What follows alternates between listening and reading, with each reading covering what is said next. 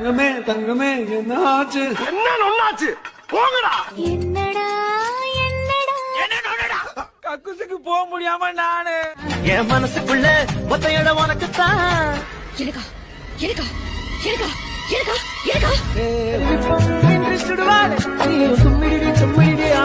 அப்படி ஓரமா போய் தும்பிக்க மேல பட போகுது. இனிமே நீ ரெடிமேடு.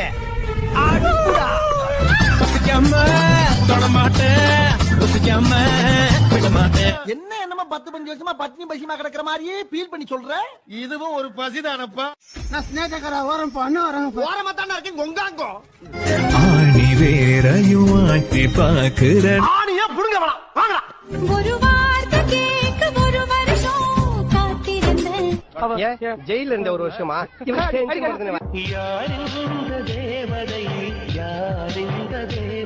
யார் விஜயா?